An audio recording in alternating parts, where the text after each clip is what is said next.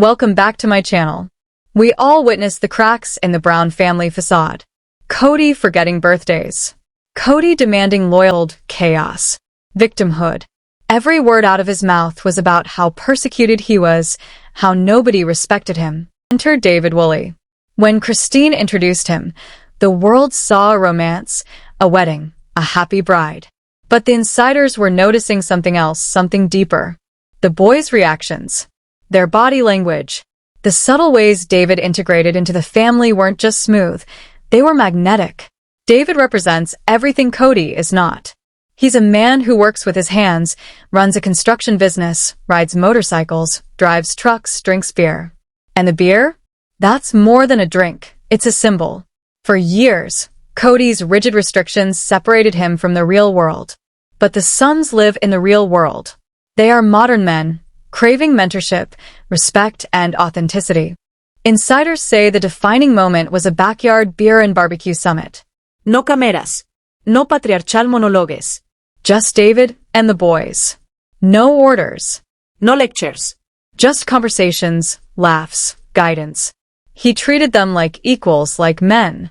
And the boys responded. Because respect isn't demanded, it's earned. Kody demanded. David inspired. It's the difference between a boss and a leader. Kody tried to rule. David leads by example. And the psychological impact? The contrast couldn't be starker. The cold control of Kody versus the steady, genuine presence of David. It's no wonder the family dynamic is shifting in ways that TLC can't and won't show you. The Brown family isn't just changing, it's evolving. And, at the center of it, a man who became the father they always needed. This is where the psychological depth hits hardest. Never underestimate how a son's perception of his father is shaped by how that father treats his mother. These boys grew up witnessing Kody Brown humiliate Christine. We all remember the infamous nacho story, Kody mocking her for eating nachos, calling her chubby, withholding intimacy, and complaining about her to the other wives. He pitted them against each other. Garrison and Pedden saw it all. They watched their mother cry in the basement, put on a brave face, and endure her husband speeding off in a sports car to see his favorite wife. That experience implants a wound, a deep-seated resentment. A son wants to protect his mother, and when the aggressor is the father, it becomes a complex trauma. They couldn't protect her as children, but now, as men, they can choose their own alliances. Enter David. What does he do?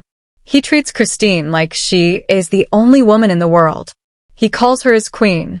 He holds her hand in public. He celebrates her joy, amplifies her voice, validates her emotions. He doesn't shrink from her boldness, he elevates it. Do you see what this does to her sons? It heals them. Watching David honor Christine repairs the part of Garrison and Pedden that has been aching for 20 years. They love David not just for what he does for them, but for what he does for their mother. This is the ultimate betrayal for Kody, because for years he tried to convince everyone that Christine was difficult, unlovable, flawed. And yet David walked in and proved him wrong, silently, effortlessly. The boys see it, and they know where the problem truly lies. Now, the theory of the secret mentorship begins to take shape. David isn't just a stepdad, he's stepping into the role of a mentor, a guide. Look at the Brown boys. Hardworking, disciplined, building careers in the military, construction, and trades. Kody? Chaotic. Vague about his business ventures. Gun shows, investments, but always unstable. David? A man with a tangible, successful drywall business. A man who built something real with his own hands. Insiders say the boys are seeking real-life wisdom from him. How to buy a home. Ask David, not Kody, who's drowning in property debt. How to navigate relationships. Ask David, not Kody, whose track record with marriage is a cautionary tale. The boys are pragmatic, they follow results. This isn't a coup, it's natural selection. Leadership chooses itself. Pedden Brown is key here, the family's wild card. Loud, opinionated, a truth-teller who never minces words.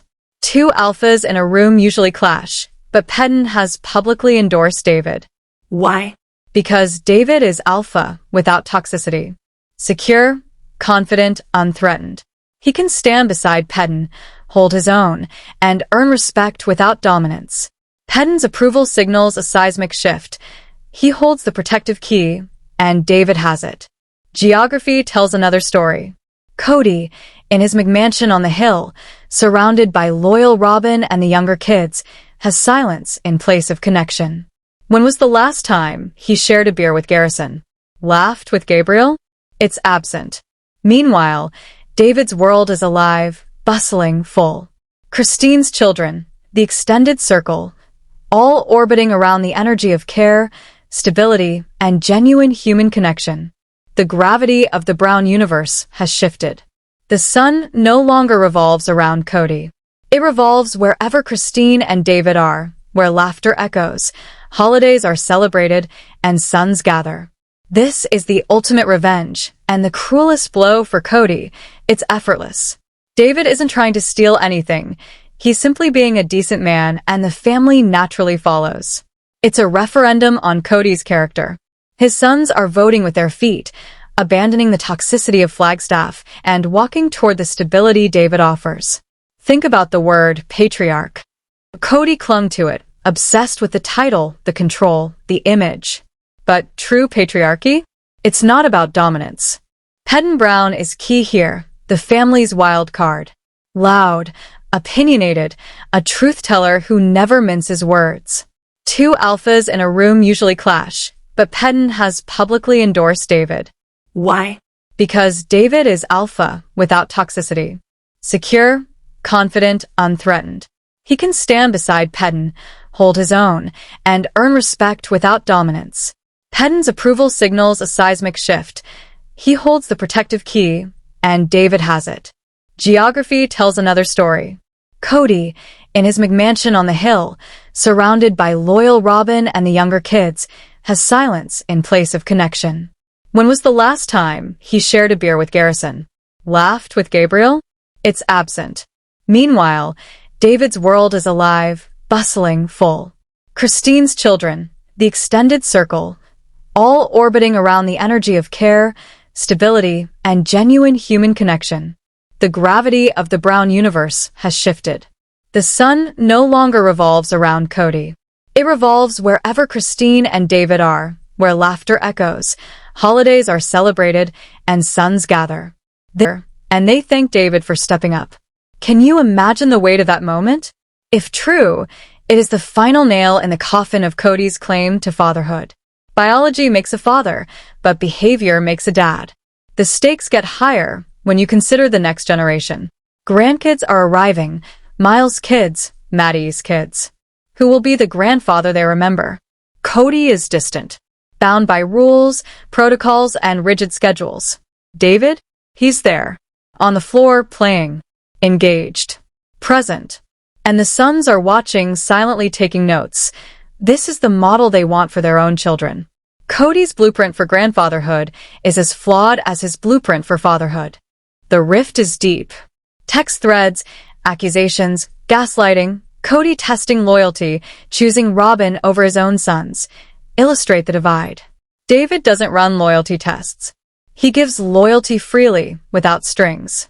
He married Christine and embraced her life, her children, her extended family. He gave loyalty first, and it came back to him tenfold. Kody demanded it and got nothing. David gave it and got everything. The imagery fans keep returning to the Beer and Barbecue Summit represents more than a single event. It represents countless small moments where the guard came down. Picture Garrison, hardened by military service, coming home. He doesn't need a lecture on rules and protocols. He wants a seat by the fire, a cold beer in hand, and a man who listens. David offers that. Kody offered only a monologue. The beer is freedom. A quiet rejection of the high-control mentality that defined Kody's household. There's a financial dimension, too. The boys have watched the family estate crumble. Land unpaid. Money wasted on art, jewelry, and chaos. Meanwhile, David runs a stable, successful business. He's financially literate, independent, safe. No strings attached. The sons no longer carry the burden of protecting their mother. They know she's safe. For the first time, they can just be sons. This transformation is tragic for Kody, but a triumph for everyone else. The boys survived the COVID-era restrictions, the neglect, the chaos, the emotional manipulation, and they emerged stronger. They weren't alone. They had Janelle. They had Christine. And now they have David. David didn't campaign for this role. He simply showed up. And that, more than anything, is what Kody failed to do. Kody stopped showing up years ago for surgeries, for tuck-ins, for hard conversations. David shows up. In the physical reality of their lives. Not a voice on a phone demanding an apology, but a man present, invested, and consistent. This is the ultimate father to the fatherless arc, a real-life redemption story. The beauty of it? The transformation exposes Kody's greatest failure. He thought the family depended on him. But when he stepped aside, whether intentionally or not, the family didn't collapse. They flourished under a man who knows what love and leadership truly mean. Insider reports suggest this mentorship goes beyond emotional guidance. It's practical, vocational, and transformative. Garrison bought a house, fixed it up, serves in the National Guard. Who can truly relate to that? Kody, with decades of chaos and unfinished architectural plans? Or David, who built a drywall empire from scratch, who provides actionable lessons in life, business, and responsibility? The boys are hungry for guidance that works in the real world. Kody preached theology. David teaches utility. How to bid a job. How to invest. How to maintain a vehicle.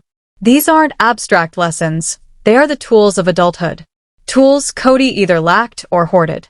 Now zoom in on Kody Brown, the litmus test for any man entering this family. He's tall, loud, opinionated, alpha to the core.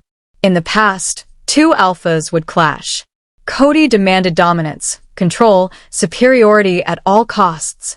But David? He stands beside Kody as an equal, secure in his masculinity, unthreatened, earning respect through action and character. That bond? It's crucial. Kody's endorsement is a silent declaration. David is legitimate. The family's hearts and the legacy follow him. Kody is a giant. David is stocky, solid, but he isn't trying to out-height or outshout him. And that's exactly why Kody respects him. He doesn't compete. He doesn't challenge. He simply exists alongside him, calm, grounded, unthreatened. That's a seismic psychological shift for a young man who spent years fighting for space in a house ruled by tension and hierarchy. Walk into a room with Kody and Kody, and the air is electric, 2 bowls and a pen. Walk into a room with David, and it settles. David sees Kody's strength. He honors it. He doesn't need to healing. And David doesn't bash Kody. A secure man doesn't need to tear down an ex to rise. He simply provides a better path forward. Calm. Steady. Mentorship.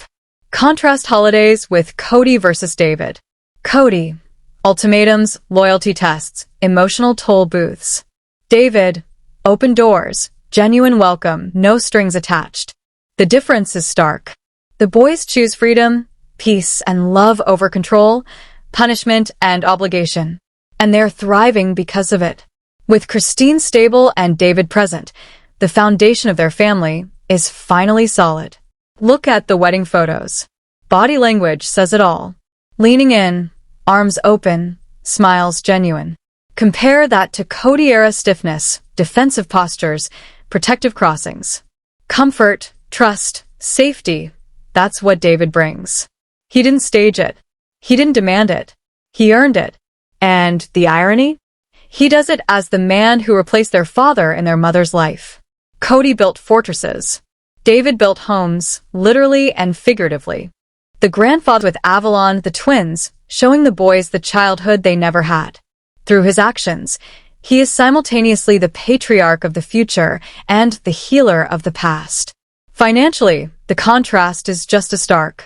Kody's promises of Coyote Pass have become liabilities, a barren landscape of debt and broken dreams. David? Quiet wealth, stability, self-sufficiency. The boys see that security, that reliability, and in ways shouting never could.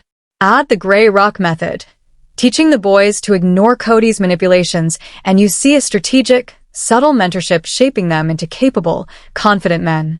David doesn't need to command attention. He doesn't need ego or titles. He stays in the background, but by doing so, he becomes indispensable. The fans, the boys, the women, they all see it.